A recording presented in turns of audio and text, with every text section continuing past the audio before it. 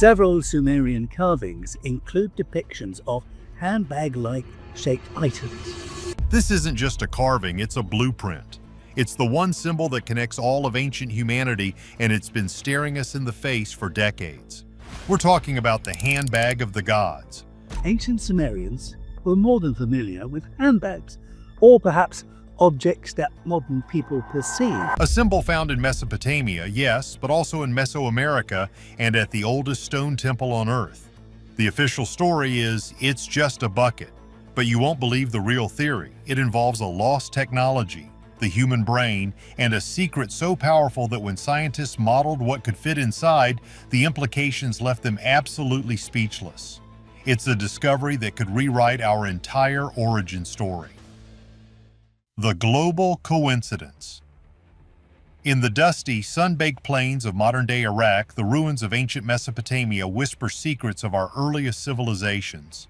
Here in the Grand Palace of Nimrud, archaeologists unearthed massive stone reliefs, intricate carvings that decorated the walls of King Ashur-Nisir-Pal II, who ruled almost 3,000 years ago.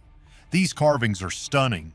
They show towering figures, part man, part beast. Some have giant feathered wings. Some have the sharp-eyed heads of eagles. These are the Apkallu, semi-divine sages, said to have brought the gifts of civilization to humanity. And in their hands, they are holding something bizarre, something that seems impossibly modern. It's a small, rigid container with a distinct rectangular base and a clear, looped handle on top. It looks for all the world like a modern handbag. For decades, this was seen as a simple local curiosity. Academics labeled it a bandudu, a ritual bucket or pail.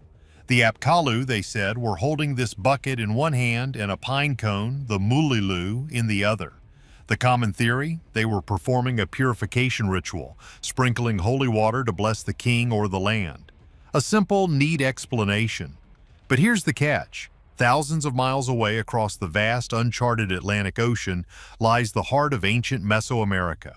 Here in the humid jungles of Mexico, the Olmec civilization rose, a culture that, according to every history book, had absolutely zero contact with the Sumerians or Assyrians.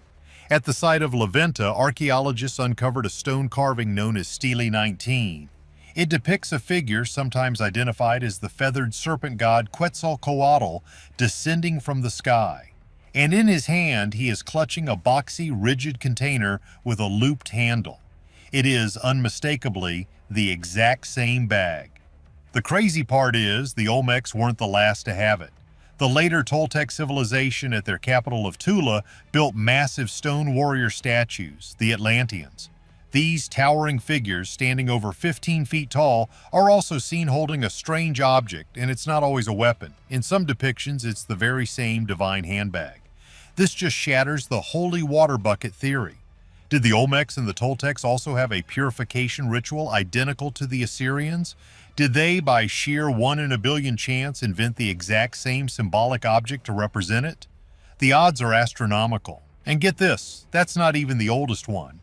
To find that, we have to travel to southeastern Turkey, to a site that has completely rewritten human history, Göbekli Tepe. This isn't a city, it's the oldest known megalithic temple in the world. The structures here, massive T-shaped stone pillars, were carved and arranged by hunter-gatherers 12,000 years ago. This site is more than 6,000 years older than the Sumerians, older than the pyramids, older than writing itself. It dates back to the very end of the last ice age. And carved onto Pillar 43, among reliefs of animals and abstract symbols, are 3 clear depictions of the very same handbag. This is a wow factor that stops you in your tracks. This symbol isn't a Sumerian invention, it isn't an Olmec curiosity, it is a primordial symbol, a piece of knowledge that was present at the literal dawn of human civilization before civilization even began. The mystery doesn't stop there. The symbol keeps popping up. In ancient Egypt, the ankh, the symbol for life, is often held by its loop, just like a handbag. In New Zealand, the indigenous Maori people have legends of their god, Tane, who ascended to the heavens and returned with 3 baskets, or kete, full of sacred knowledge. The visual parallels are uncanny. So here's the deal. We have an identical, highly specific symbol appearing in ancient Iraq, ancient Mexico, and a 12,000-year-old temple in Turkey, as well as in the myths of people in the South Pacific. This isn't a coincidence. It is proof of a shared global inheritance, a lost chapter of the human story. The official explanations are broken. The mainstream theories just don't hold water. The official explanations are clearly falling apart. So what's the real story?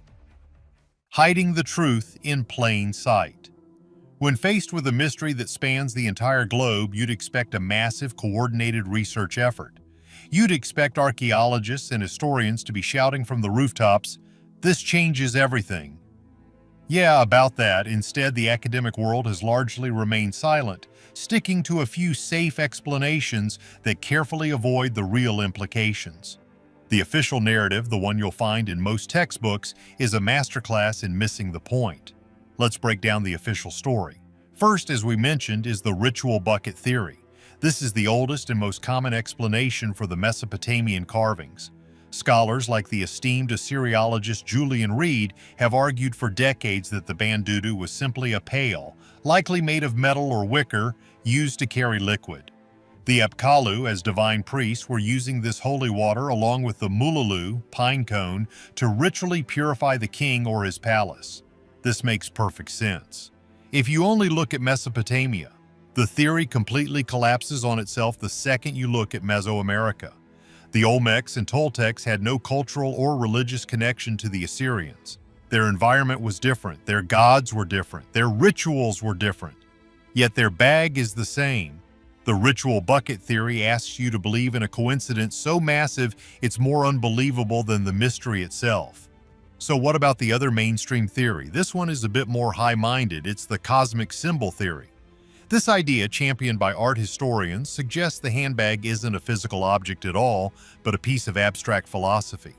They argue the shape itself is the message. The semicircular handle represents the dome of the heavens, the sky, the spiritual realm.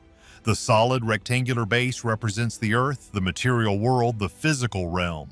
Therefore, the handbag is a symbol for the union of heaven and earth, of spirit and matter. The gods, by carrying this, are showing they are masters of both worlds. It sounds smart, right? It's elegant. But it's also a total cop-out. What most people don't realize is that this too fails the test of global consistency. Why would two completely isolated cultures, the Sumerians and the Olmecs, not only invent the exact same complex philosophical concept, the union of heaven and earth, but also by sheer chance decide to represent that exact concept with the exact same bizarre handbag design? It's just not logical. When different cultures develop in isolation, their art is different. Their symbols are different. The fact that this symbol is not different, that it's rigidly and precisely replicated, strongly suggests it's not a philosophical idea. It suggests it's a representation of a real, tangible, physical object that all these cultures witnessed. And that's putting it lightly. The mainstream explanations are, basically, a dead end. They are attempts to explain away the mystery, not solve it. They are comfortable, safe theories that don't rock the boat. They keep our neat little box of history where nobody talked to anybody perfectly intact. But the stone carvings at Göbekli Tepe, 12,000 years old, are a bulldozer smashing that box to pieces. Those hunter-gatherers 6,000 years before Sumer weren't carving abstract philosophy. They were carving what they saw, and they saw something or someone carrying that bag. The failure of the mainstream theories forces us to look elsewhere. It forces us to ask the forbidden questions. If it's not a bucket and it's not a metaphor, what is it? We have to go outside the box, because the answer isn't in our history books. Decoding the God's Toolkit. This is where the story takes a sharp turn into the truly strange. When the official answers fail, we have to look at the alternative theories. And the biggest one on the table is the ancient astronaut theory. This idea, made famous by authors like Zecharia Sitchin, proposes a radical new version of our past. What if the gods of ancient myths weren't gods at all? What if they were physical, flesh and blood visitors? Advanced beings from another world who came to Earth thousands of years ago. In Sumerian texts, they were called the Anunnaki, those who from heaven to earth came. And the Apkallu, the winged, eagle-headed figures. They were their servants, their engineers, their geneticists. Suddenly, the handbag isn't a handbag at all. It's a toolkit. It's a piece of advanced technology. It's the ancient equivalent of a scientist's field kit or an engineer's toolbox. Now let's look at the other object in the carvings, the one held in the other hand, the pine cone. Mainstream science says it's for sprinkling water. But why a pine cone? Why that specific geometric and universally recognized shape? The crazy part is that exact shape is inside your head. Deep in the center of the human brain is a tiny rice-sized gland that is shaped exactly like a pine cone. It's called the pineal gland. For thousands of years, mystics and spiritual traditions have called this gland the third eye, the seat of the soul, the gateway to higher consciousness, to enlightenment, to divine knowledge. Modern science knows it's responsible for producing chemicals that regulate our sleep, but many believe its true function is still a mystery. So here's the deal. You have a godlike being, the Apkallu, holding a pine cone-shaped object, the Molilu, which is a perfect symbol for the pineal gland, and pointing it at the king. In the other hand, it holds a power source or container, the handbag. What are we really looking at? Is this a blessing or is it an activation? Were these gods literally activating human consciousness? Were they using a piece of advanced technology, the bag, to direct energy or information through the pinecone device to awaken the third eye of the human rulers they were in contact with? Were they upgrading us? This theory is wild, but the symbolism is everywhere. Go to Vatican City. In the middle of the Cortile della Pina, the courtyard of the pine cone, sits the largest statue of a pine cone on Earth, a massive ancient Roman bronze. Why is this pagan symbol of the third eye given such a place of honor at the very heart of Western religion? What does it know? Look at the staff of the Greek god Dionysus, a thyrsus. It's a fennel stalk topped with a pine cone. Look at the staff of the Egyptian god Osiris. It often features two serpents rising up to meet at a pine cone. The pine cone is the key. It's the applicator, the receiver. But the bag is the source. This theory reframes the entire picture. The handbags aren't symbols of civilization. They are the tools that built civilization. They are the lost technology of the Anunnaki, or whatever name you want to give them. They are the objects that contain the knowledge, the power, or the substance that kick-started humanity. This leads us to the terrifying question. If it's a piece of technology, what kind? What was really inside that bag? The bag held the power. The pine cone applied it. But what was that power? The power source that was lost. You've seen the carvings even if you didn't know what you were looking at. They are etched into stone all across the ancient world, from the ruins of Sumeria to the temples of Mesoamerica. They show tall, godlike beings, sometimes with wings or the heads of eagles, and in their hand they are all carrying a handbag. It looks just like a modern purse or a small briefcase. This image is everywhere. The Sumerians called these beings the Anunnaki, or the Apkallu. They were the gods who descended from the heavens to teach humanity. We see the same object at Göbekli Tepe in Turkey, a site so old it's dated to 12,000 years ago, before civilization, before agriculture, before writing. We see it in the hands of the Olmec gods in ancient Mexico. How is this possible? How does the exact same, specific object appear in the art of dozens of ancient cultures that supposedly never met? This is the question that sends this mystery into overdrive. It's the question that, according to some insiders, has modern researchers and scientists deeply unsettled. Because when they started to really model what this toolkit could be, what this handbag truly represents, the answers they found were terrifying. Let's explore the possibilities. Possibility 1. The seed bank of civilization. This is the most benign theory, the one that's easiest to swallow. What if the bag contained the seeds of knowledge? Not literally, but maybe. Think about the Sumerians. They exploded onto the scene. Out of nowhere, in the middle of the desert, we suddenly get complex mathematics. We get written language, cuneiform. We get astronomy so accurate they knew about the precession of the equinoxes, a cycle that takes 26,000 years to observe. They had complex legal codes and advanced agriculture. They claimed they got it all from the gods. What if they were telling the literal truth? What if the handbag was a data storage device, an ancient hard drive that held the blueprints for civilization? Agriculture, mathematics, astronomy, writing, law, all the things that are required to build a complex society. The gods, the Anunnaki, didn't want to spoon-feed us. They just gave us the instruction manual. Here, don't mess it up. The handbag, in this case, is the ultimate gift of knowledge. It's an encyclopedia of the gods. Maybe it held star charts showing them where they came from. Maybe it held the master code for language. It was the jumpstart humanity needed, a civilization in a box. But this theory, as clean as it is, doesn't explain the other things we see in the ancient world. It doesn't explain the beings holding the bags, the eagle-headed men, the fish-cloaked priests. This leads to a much darker theory. What if the seeds weren't for writing or math? Possibility 2. The genetic toolkit. What if they were the seeds of life? Think about it. The Apkallu, these eagle-headed winged beings, look like chimeras. Genetic hybrids. They are part man, part bird, part fish. This is the kind of stuff we are just now experimenting with in our own most advanced, top-secret labs.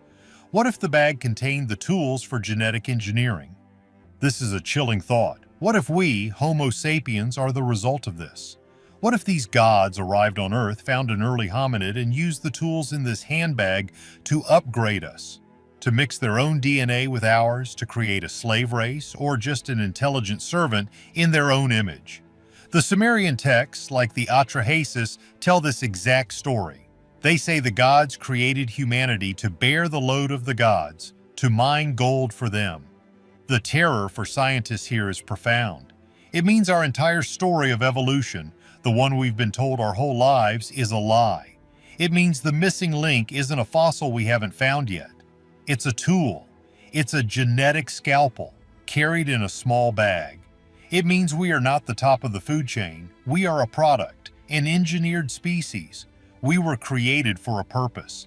And the beings who made us, well, they've been gone a long time. It makes us cosmic orphans, a race of engineered servants whose masters have vanished. Or have they?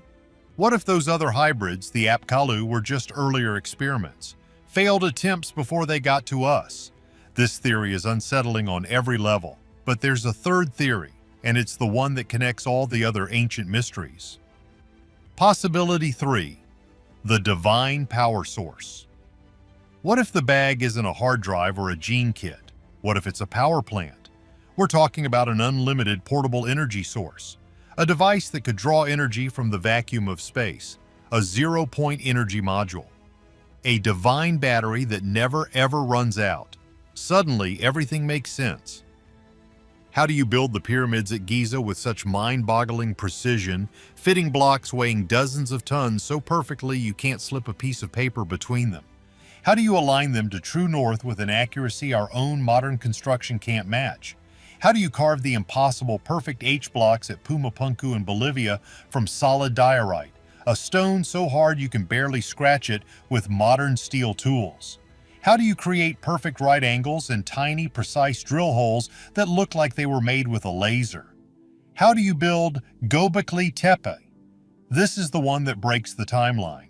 12,000 years ago, we were supposed to be primitive hunter-gatherers living in mud huts, yet we see massive 50-ton pillars carved with intricate animal reliefs, moved and set into perfect circles. How? You don't. Not with ropes and chisels, but you do. If you have a portable power source, a device that can power tools that cut stone like butter, a device that can create localized anti-gravity fields to lift those stones into place. Think of the stone of the pregnant woman at Baalbek in Lebanon. It's a single quarried block of stone. It weighs over 1,000 tons. It was moved from the quarry. We could not move it today, not with our biggest cranes, but they did. The handbag is the missing link. It's the technology that powered the ancient world. The gods weren't just carrying a bag, they were carrying the power to build mountains, to move continents. They were carrying the Ark of the Covenant. They were carrying Zeus's lightning bolt. It's all the same thing. And this is what terrifies scientists, because a power source that powerful can build civilizations, or it can destroy them. What if we got our hands on it? What if a human or a group of humans stole the technology? Or what if the gods had a war? A war between each other using this incredible power as a weapon. The ancient Indian texts, the Vedas, talk about this. They describe flying machines called vimanas and weapons that could make the sun wobble and boil the oceans. A device that can move mountains. What else can it do? Can it move water? Can it trigger earthquakes? Can it destabilize the entire planet's crust? Think about it. What is the one other myth that, like the handbag, is found in every single ancient culture on the planet? The Great Flood, a global cataclysm that wiped the slate clean. The terror isn't just that this technology existed. The terror is that we were there when it was misused. The Great Flood wasn't a natural disaster. It was an industrial accident. Or worse, it was a war. It was the consequence of mortals playing with the handbags of the gods. And the gods fled, leaving us to drown in the mess they had made. This technology could build the world, and it could also end it. And it leaves us with the most terrifying question of all: what if one of these power sources, one of these handbags, is still out there? Buried under the sands or sunk at the bottom of the ocean just waiting to be found? What would we do with it? The secret in the Vatican's basement. So here's the deal. If this incredible world-building, potentially world-ending technology existed, if this handbag of the gods was real, it begs the biggest question of all. Where is it? Think about that. You don't just lose a divine power source. You can't just misplace a genetic toolkit from a visiting celestial race. This isn't like leaving your car keys at a friend's house or forgetting your phone at a restaurant. This is the literal technology that may have kick-started human civilization, the very thing that separated us from primitive animals. And yet, they're gone. The symbol, which was everywhere for thousands of years, from the plains of ancient Turkey to the jungles of Mesoamerica, all of a sudden just vanishes.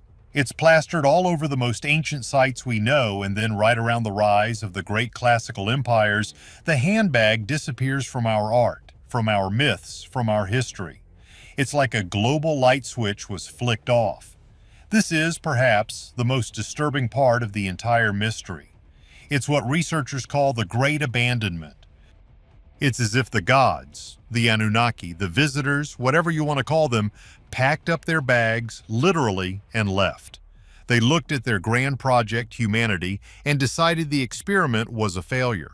Maybe they saw the cataclysm of the Great Flood as a sign. Maybe they saw our own self-destructive, warring nature and realized we weren't worthy of their knowledge. So, they cut their losses. They went home, back to the stars, and left us, their upgraded creations, to fend for ourselves. They left us with this new, activated consciousness, this third eye, this sudden awareness of self and the universe. But they took the instruction manual and the power source with them. We're like a brand new, top-of-the-line computer that's been turned on but has absolutely no software installed. We're left with all this potential, all this spiritual longing, and this deep, nagging ancestral memory of a time when we walked with gods, but we can't for the life of us figure out how to get back. We're a species with divine amnesia. But what if that's not the whole story? What if the technology wasn't all taken? What if the evidence was just hidden? This is where you have to start thinking critically. If this knowledge was real, if this power was tangible, who would be in charge of hiding such a profound, history-shattering truth?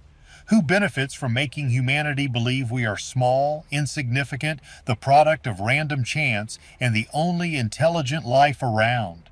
Who benefits from us believing there are no alien gods in our past? Think about it. Why does the Vatican, the seat of global religion, have a giant ancient bronze pine cone in its main courtyard, the Cortil della Pina? A pine cone.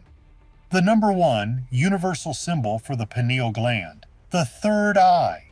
The very spiritual hardware the gods were supposedly activating with their technology. What do they know? Is that giant pigna a trophy, a memorial to what we lost? Or is it a clue, a symbol of the knowledge they are protecting from the masses? And what about all the secret societies that have run the world from the shadows for centuries? The Freemasons, the Rosicrucians, the so-called Illuminati. What are their primary symbols? lost knowledge, sacred geometry, the all-seeing eye, an eye floating in a triangle, a perfect metaphor for an activated pineal gland. Are these powerful groups just playing make-believe in funny hats? Or are they the guardians of this lost knowledge, the inheritors of the scraps of technology the gods left behind? Are they passing it down through secret rituals, waiting for a time when humanity is ready for the truth? Or more cynically, are they using it to keep the rest of us in the dark? Now for the most shocking part. What about the handbags themselves, the physical objects? What most people don't realize is we might have them right now. They might be sitting right under our noses in the climate-controlled basements and dusty halls of the world's biggest museums. Go to the British Museum, go to the Louvre, go to the Metropolitan Museum of Art in New York, walk into their Assyrian collections, and there, behind thick glass, you will find small, beautifully crafted objects, some of bronze, some of stone, that look exactly like the handbags in the ancient carvings. What does the little label say? Ritual Assyrian bucket. A bucket. They are dismissed. They are ignored. They are labeled as a boring bucket for carrying holy water. Are they?